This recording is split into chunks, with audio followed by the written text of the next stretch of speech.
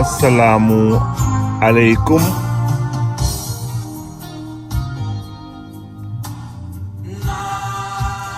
Mbokk yeeg xarit yi maa ngi leen di nuyu bu baax a baax tey si 28 janvier bi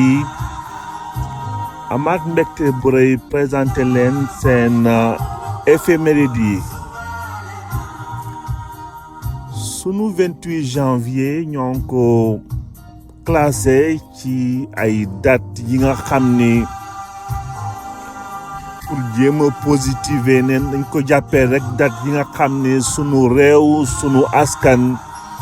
dafa ci vivre ay épreuves d'ailleurs xel bi dafay dem sax ci woyu Youssou Ndour boobu Bekkoor balaa ñuy ñëw ci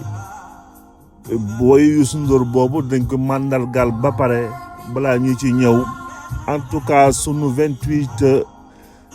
janvier bi daanaka mënoon na ñàkk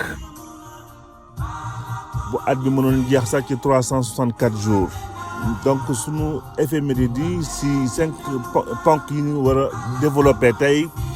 bi si jiitu ñoo ngi dem ci 28 janvier 1981 ci cérémonie d'ouverture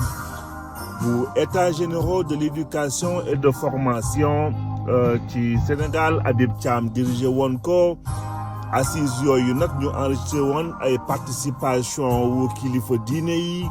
kilifa aada yi société civile organisation syndicale ay parti politique donc ki ko clôturé woon jamono boobu di ministre de l'éducation nationale Abdelkader Fall jamono boobu nekkoon en poste donc ginnaaw mbir bi noonu lañ ko organisé c'était aussi une façon de dire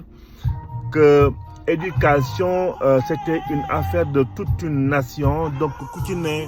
moo ci waroon gis boppam wax ci li mu ci xalaat parce que c'est plutôt une question de projet de société finalement donc EGF bi moo permettre sax jamono boobu ouverture dialogue bu profond ci défi yi nga xam ni ci système éducatif bu Sénégal yaakaar bi nga xam ne aussi askan bi famille yi ci seen bopp am nañ ko transformation yi nga xam ni nécessaire na ci sunu éducation bi nga xam ni ñoo ngi ko bëggee nekk éducation bu équitable et éducation bu moderne wante aussi mu gën a adapté wu ci sunu réalité wu réew loolu mi ngi xewoon depuis 81 la question maintenant qui se pose li nga xam ni les bonnes questions étaient posées déjà en 81 sérieux bi ci waroon am est-ce que lépp am na ci parce que bu ñuy wër éducation nationale bi nga xam ni moo gën a jege ci sunu réalité askan te lépp li nga xam ni fondamentaux la woon mooy contenu éducation en 81 jàpp nañ ni sûrement am na loo xam ni nit ñi amuñu woon le courage ou tout simplement les moyens pour pouvoir réaliser cette ambition-là parce que xëy na ça demandait beaucoup de moyens pédagogiques des outils pédagogiques des moyens intellectuels parce que mënoo ñu wax éducation nationale ba génnee ci li nga xam ne mooy sunu culture ak sunu kàllaama mettre ko en avant ci li nga xam ni mooy sunu éducation nationale jàngee ci li ngay xalaatee jàngee ci li nga xam jàngee ci li nga doon wante aussi orientation yi nga war a def ci njàngale bi mu war a mën a répondre dans des besoins ba nga xam ni cadre yi ñu former par la suite ñoom ñooy ñëw transformer ce réew gis nañu malgré réforme yooyu états généraux de l'éducation en 81 gis nañu pléthore d'étudiants yi mu jur éducation faculté des lettres pléthore d'étudiants yi mu jur fac de droit et de sciences économiques mu nekk loo xam ni est-ce que loolu la ñu xaar ci suñu réew en termes de transformation yi nga xam ni Mamadou Dia lancé woon na ko déjà en 61 dans le cadre d'un grand plan d'industrialisation je pense que ambition bi bu bëree woon waxante dëgg bi desoon na ou bien moins ambition bi desoon bien entendu marche bi affaire bi évolué na bu baax a baax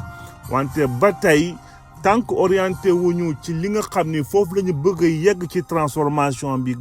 commencé foofu pour tëggee suñu éducation nationale jàpp nañu tout simplement dañu continuer di nax suñu bopp dañu former ay cadre dañu former lu ne wante kañ la ñuy former li nga xam ne moo ñu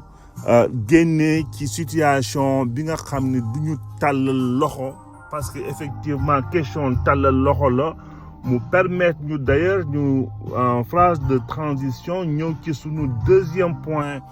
éphéméride parce que ay programme alimentaire mondial mujj woon nañ dugal ci seen loxo ci sunu réew parce que le 28 janvier 1985 ci la ñu démarré woon Dakar les travaux de 7e sommet des chefs d'État yi nga xam ni ñoo nekkoon comité inter-État de lutte contre la sécheresse foofu di Sahel di SILS boobu ñoo ko créé woon déjà en 1973 jóge woon ci sécheresse boobu ci bu metti première grande sécheresse bi nga xam ni moo ngi attaqué woon Sahel bi mobiliser ay population ak communauté internationale ci aide d'urgence yi nga xam ne war nañ ko permettre mettre en œuvre programme de prévention lépp luy famine donc forcément nekkul fautu nit ñi parce que des changements climatiques aussi xëy na loo xam ni ndogalu yàlla la wante jàpp nañ daal en tout cas mbir maa ngi commencé métti dëgg ci période boobu notamment en 86 donc pour ñëwaat ci contexte sunu sécheresse bi donc en 86 contexte bi xam naa ne les années 70 80 mu nga xam ni taw bi wàññiku woon na bu baax a baax wante particulièrement en 86 dañu amoon ci Sénégal benn pluviométrie bi nga xam ni vraiment wàccoon na bu baax bi nga xam ni dafa dem ba impacté région rurale yi donc impact principaux 86 bi mooy notamment lépp li nga xam ni mooy seeni ay récolte notamment production arachidière ak lépp luy dugub bi wàññi ko woon na bu baax a baax mu créer naturellement insécurité alimentaire ci ay zones yu bëri ci Sénégal crise pastorale forcément parce que bu amul pâturage ak li nga xam ni mooy dimbale ci sunu bétail bi ñu am ci lu ñu dundee forcément taux de mortalité bi aussi dafa ci bëre déplacement population yi par conséquent ñu jëm ci dëkk taax yi pour jéem a am xool lu ñu fexe ba am luñ fa suturloo pression ndox mi aussi parce que lépp lu nekkoon ay teen ci nappe bi aussi les nappes ci suuf si aussi demoon na ba mu wàcc bu baax a baax conséquences socio-économiques yi forcément mooy yokk lépp luy pauvreté renforcement exode rural donc noonu le Sénégal dem d'ailleurs di ñaan ay ONG yu bëre di ay programme alimentaire mondial ay yeneen ONG ñu dimbale leen ci ay soudure ay lépp li nga xam ne mooy permettre population bi bañ a disparaître état bi aussi war ci intervenir dans des programmes d'urgence donc ñu ñëwaat rek donc ci contexte boobu contexte 86 ba Sénégal bi nga xam ne nekkoon na une situation compliquée même pour dem sax ci Égypte 86 ñoo ngi fàttaliku encore une fois bi ñuy dajale ay dërëm pour yóbbu suñu équipe nationale ci Caire 86 donc ku ñu waxal Caire 86 xel bi dafay delluwaat ci ñu lay yalwaanal pour que nga mën a dem donc Caire 86 nekkoon na aussi jamono bi nga xam ne bi sunu réew sunu askan ci sunu communauté yëpp ci Sahel bi ñoo ngi doon traversé ay épreuves yu metti ñu ñëw ci sunu beneen 28 janvier 2017 pour dire que jusque dans la continuité des épreuves ci sunu réew Sénégal ñàkkoon foofu participation ci quart de finale Coupe d'Afrique des Nations en 2017 foofu ci Gabon mu après 120 minutes mu mujj woon incliné wu devant Camerounais yi foofu ci séance de tir au but noonu le Cameroun aussi mujj woon remporter coupe bi gagné Égypte 2-1. beneen 28 janvier ñëwoon nañ ci fan yële passé concerné ancien ministre de l'économie et des finances bu Sénégal di Ousmane Seck wàññi ko woon fii en 2018. donc di jeexale sunu FMI ci sunu guest star bi tey xëy na mooy ñëw feexal sunu xol yi ci sunu 28 janvier bi kii di